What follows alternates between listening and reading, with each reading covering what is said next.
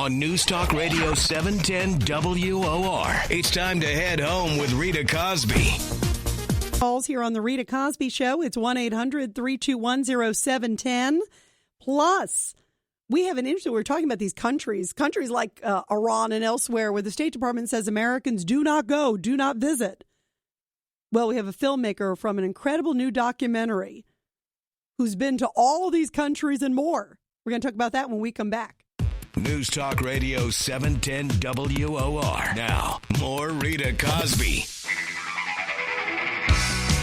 If you're from the Middle East, you're Arab. If you're Arab, you're Muslim. If you're Muslim, you're a terrorist. That's what sells. That's what sells. Come on. Media is all about selling, and what sells is extreme. There's a great new documentary, and it is coming out tomorrow.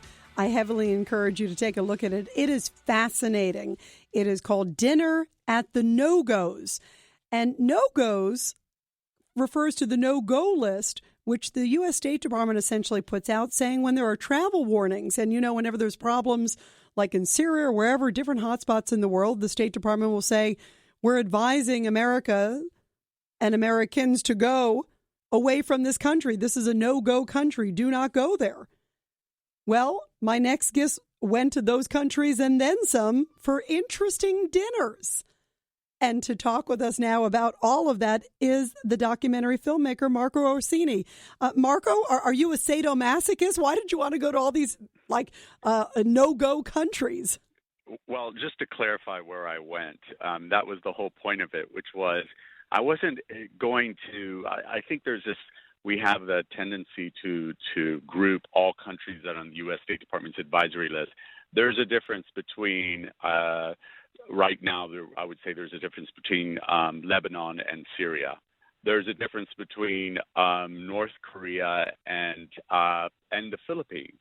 Both of them have travel advisories. Obviously, going to North Korea would be a different experience than going to the Philippines. And, unless you play basketball and you're Dennis Rodman. Yes, exactly. But I think he's the only one that's had any luck going there, except Clinton, out of office Clinton, releasing those journalists. Everyone Exactly. That's right. That's right. Or threatened. So, what was your experience like, Marco? What were some of the most interesting things you see? I love what you did. I love to travel and I love to go to interesting countries. Thank you. And I want to hear what it was like to go and meet the people. You and your comrade went there. You had these dinners. What were some of the most fascinating things you learned? Well, I would say the most interesting, they were all interesting in the sense that in Jordan, for example, it's run by a monarchy. The people there would only talk positive about the king and the monarchy. Off camera, though, it was a completely different story. They were talking about there needs to be more focus on education. There needs to be more focus on infrastructure. I said, would you mind saying that on camera? No. And then, of course, in Israel, there was no agreement at the table that everyone was very, very aggressive in getting their point across. At Lebanon, it was chaos. At the dinner table, before and after, it was just mayhem. But it was fun chaos. People were very unorganized, about their thought process, about what they wanted to tell me. They all spoke at once, but they all had a great time about it. It was a lot of fun. I highly recommend, first of all, to go to these countries and eat because the food is so good. And I think I showed that in the film, the recipes and what we ate. I mean, what was the scariest? Was there ever a time where you were concerned and saying, gosh, maybe we pushed the envelope a little too far?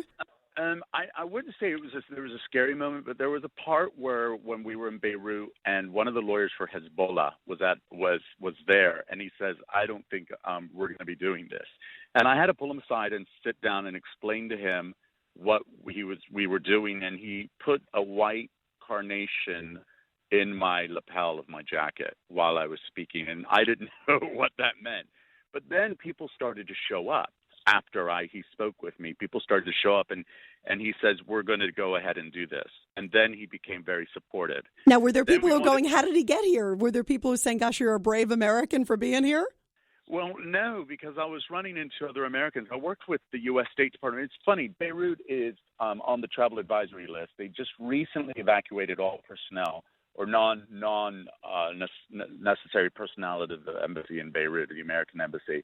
Yet it's been the number one Condé Nast travel destination 2 or 3 years in a row running. Yeah, and by the way, and I've heard it's stunning too. I have never been to Lebanon. I've been nearby, and I've just heard it's amazing. Well, I heavily encourage this film. It's fantastic. I've seen a whole bunch of glimpses of it, and to get more details, everybody, you can go to nogoesthemovie.com. nogoesthemovie.com. It is being released tomorrow. And you can see all these really cool, interesting places and find out where Marco and his comrade went and get real cool behind the scenes in a very relaxed way, too. It's not like a diplomat. It's just human to human talking and seeing what the people are thinking in these fascinating countries that often Americans don't get to see. I really applaud you, Marco. The film is called Dinner at the No-Go's, and it's on iTunes starting tomorrow. Dinner at the No-Go's, everyone. It's fantastic. We'll be back. We have NFL great Justin Tuck coming up.